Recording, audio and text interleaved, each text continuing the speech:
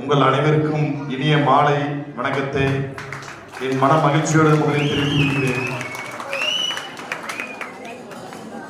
Sir சொன்ன மாதிரி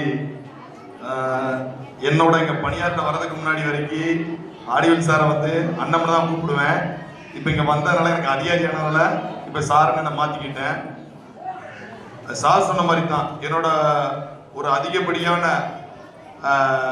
ஒரு மோட்டிவேஷனா ஓகேவா, இப்படிதான் வேலை பார்க்கணும், இவ்வளவு தைரியமா இருக்கணும், போல்டா இருக்கணும் அப்படிங்கிற விஷயத்துக்கு எனக்கு ஒரு நல்ல ஆபீசர் நம்ம அண்ணன் மற்றும் எங்க இன்ஸ்பெக்டர் ஆடிவல் சாருக்கு என்னோட இனிய மாலை வணக்கத்தை தெரிவித்துக் கொள்கிறேன்.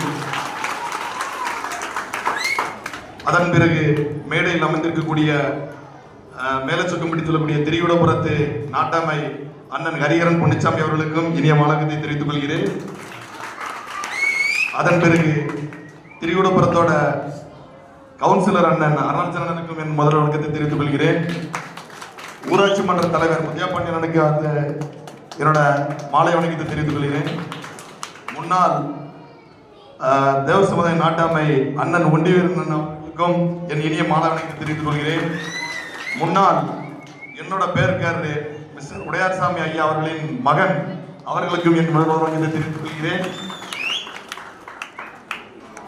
இப்படி மேடையில் இருக்கக்கூடிய அனைவருக்கும் என் மாலை வணக்கத்தை தெரிவித்துக் கொண்டு இதில் மேலும் சட்ட வல்லுநர்கள் இருக்காங்க, அவங்களுக்கு என் மாலை வணக்கத்தை தெரிவித்துக் கொள்கிறேன். ஆசிரியர் பெருமக்கள் இருக்காங்க, அவங்களுக்கு என்னோட ஆசிரியர் மாலை வணக்கத்தை தெரிவித்துக் கொண்டு என்னோட உரையை தொடங்குகிறேன்.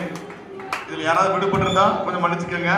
எல்லாருக்கும் இந்த மாலை நேரத்தில் மாலை வணக்கத்தை தெரிவித்துக் கொள்கிறேன்.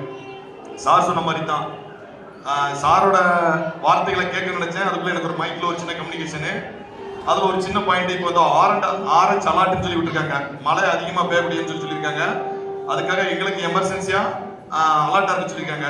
ஸோ நம்ம ஊர்ல கர்ப்பநதி டேம் இருக்கு, பெரியநாயம்மன் கோயில் இருக்கு. ஸோ நம்ம தோட்டத்துக்கு போறவங்க மழை அதிகமாக இருக்கக்கூடிய வாய்ப்பு இருக்கிறதுனால முதல்ல உங்களையும் விவசாய பொருட்களையும் பாதுகாத்துக்கிறதுக்கு முதல்ல ஒரு சின்ன அறிவுறுத்தல் உங்களுக்கு எனக்கு வந்த தகவல் நான் உங்களுக்கு தெரியப்படுத்திக்கிறேன். ஓகேங்களா? இது முதல் விஷயம். கல்வியை பத்தியும் படிக்கிறத பத்தியும் சார் ரொம்ப தெளிவா அற்புதமாகவும் அழகாகவும் சொன்னாங்க. நான் ஏதோ ஒரு கிராமத்துல இருக்க முடியவன், பக்கத்து மாவட்டமா இருந்தாலும் சரி, சார் வந்துட்டு நம்மளை விட இன்னும் தூரத்து மாவட்டமா இருந்தாலும் நம்மளோட நெருங்கி இருக்கக்கூடியவங்க. மற்ற எல்லாரும் இந்த ஸ்டேஜுக்கு முன்னாடி இருக்கிறத விட ஸ்டேஜ்ல இருக்காங்கன்னா அதுக்கு காரணம் என்ன? ஒன்லி ஒன், படிப்பு மட்டும்தான், கல்வி மட்டும்தான். நான் படிக்காமலோ எஸ்ஏ ஆகாமலோ எங்க சாரு படிக்காமலோ இன்ஸ்பெக்டர் ஆகாமலோ இருந்தா நீங்க யாராவது எங்களுக்கு கூப்பிடுவீங்களா? முதல் பாயிண்ட் நம்பர் 1. ஸோ